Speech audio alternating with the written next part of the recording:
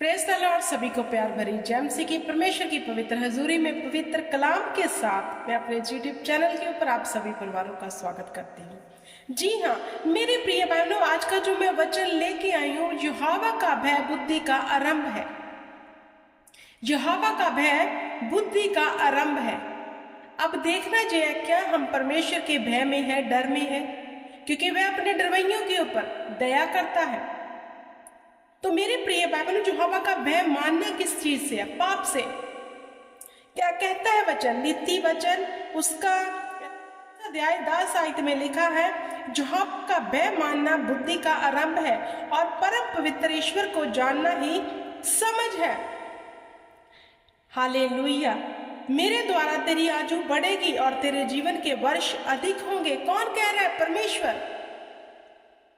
तो मेरे प्रिय भाई बहनों, परमेश्वर कहता है कि हम उसका डर और भय रखें, क्योंकि उसी के द्वारा हमारी आयु बढ़ेगी और हमारा जीवन सुखी होगा। कैसे होगा?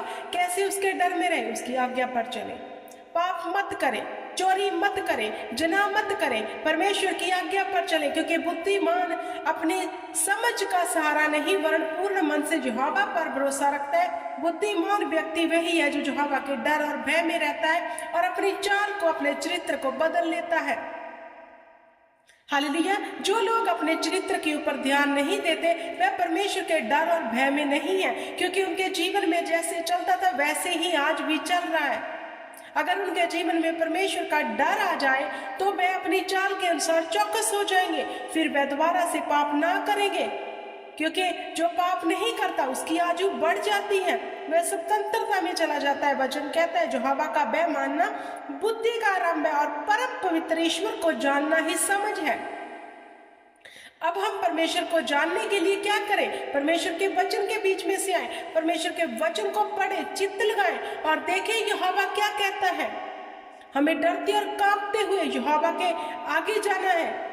अपनी मन के मर्जी के मालिक होकर हमें वो चीजें अब नहीं करनी जो हम पहले करते थे। अगर आज भी वो चीजें हमारे जीवन में चल रही हैं, वैसा ही स्वभाव, वैसा ही करैक्टर, वैसा ही उठना बैठना आज भी है, तो आज भी हमारे जीवन में परमेश्वर का कोई डर भय नहीं है। ना तो हम उसके वचन को मान रहे हैं, ना उस पर चल रहे हैं, क्योंकि हम में बुद्धि नहीं है। बुद्धि कौन देगा? परमेश्वर। जो उसके डर और भय में रहना चाहता है और आशीष और बरकत को लेना चाहता है, उस मनुष्य को परमेश्वर के वचन की पालना करनी पड़ेगी, अपने जीवन को बदलना पड़ेगा, अपने करैक्टर को बदलना पड़ेगा, क्योंकि जो अपने जीवन के प्रति चौकस हो जाता है, बुद्धि के द्वारा चलता है, परमेश्वर के डर और भय में चलता है, उसके लिए परमेश्वर कहता है मेरे द्वारा फिर तेरी आयु बढ़ेगी और तेरे जीवन के वर्ष अधिक होंगे। यदि तू बुद्धिमान हो तो बुद्धि का फल तू ही भोगेगा।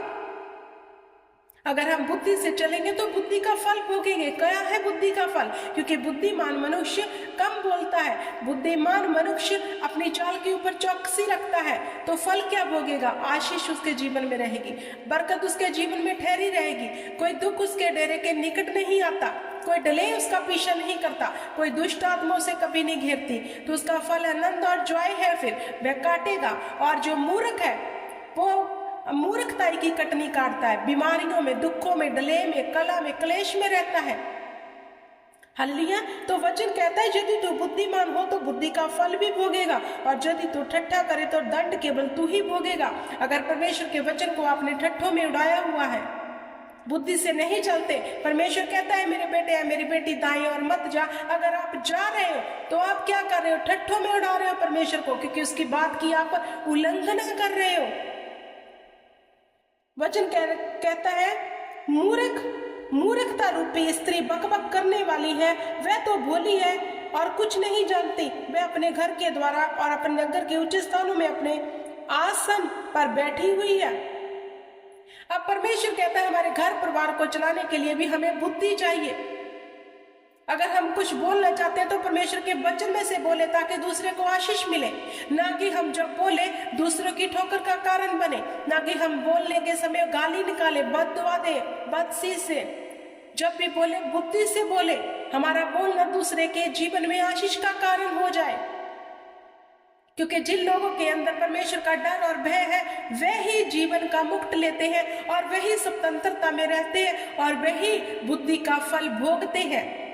और बुद्धि का फल आनंद और जॉय है। दुखों के बिना जीवन, निराशा के बिना जीवन आनंदमय जीवन होता है, और मूर्खता का जीवन हमेशा कठिनाइयों से, दुखों और विपत्तियों से भरा रहता है। अब डिपेंड आप पर है, आपने जो हवा का डर और भय रखकर उसके वचन की आज्ञा करके उस पर चलना है, या फिर अपनी मन के मर्जी के मालिक होकर वो चीजें करनी है जो आप पहले से करते आ रहे हो। क्योंकि अब वचन 9 में लिखा है, बुद्धिमान को शिक्षा दे, वह अधिक बुद्धिमान हो जाएगा।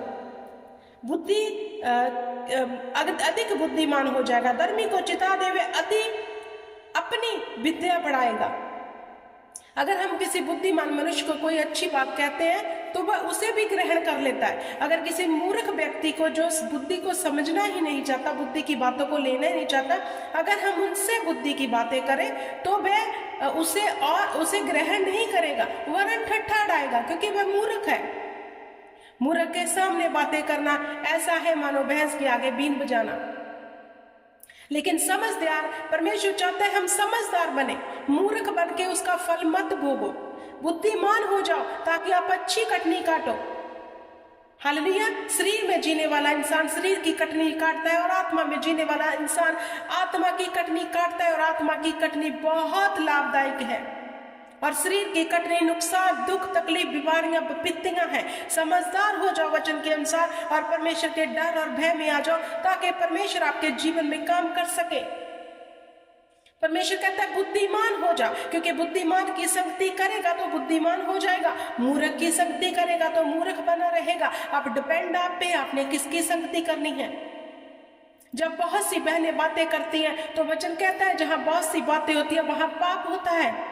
हमें बहुत सी बातें करने वाले नहीं, वरन परमेश्वर के वचन की बातें करने वाले, सामर्थ की बातें करने वाले हो जाना चाहिए, बुद्धिमान हो जाना चाहिए। वचन के अनुसार हमें बुद्धिमान हो जाना चाहिए, दूध पीते ही नहीं वरन अन्न खाने वाले बन जाना चाहिए। अगर आज भी हम मूर्खता भरी बातें करते हैं और मूर्खता से चलते हैं तो हम मूर्ख का फल काटेंगे, अपनी मूर्खताओं का फल ही हम अपने जीवन में काटेंगे। जो व्यक्ति मूर्खता की बातें करता है वो मूर्खता का फल काटता है। मूर्खता का फल क्या है? उसके जीवन में बीमारियां बनी रहती हैं, कठिनाइयां बनी रहती है, संघर्ष बना रहता है, डिले बना रहता है, चिंताएं बनी रहती हैं। अगर आप चिंताओं से मुक्त होना चाहते हो तो परमेश्वर के वचन को अपने हृदय में ग्रहण करो, बुद्धि को ले लो, समझ को ले लो और इसी पर चित्त लगाओ, ताकि परमेश्वर आपकी आयु को बढ़ा दे, आपके जीवन में शांति को भेज दे। हालेलुया। आई होप कि आपको ये वचन समझ आया होगा। खुदावंद इस वचन के बीच में से आपको बड़ी बरकत दे, आशीष दे। ये वचन की बरकत और बुद्धि की बातें आपके जीवन में जा सके, जी मेरी दुआ है। God bless you everyone. सबको जय मसीह।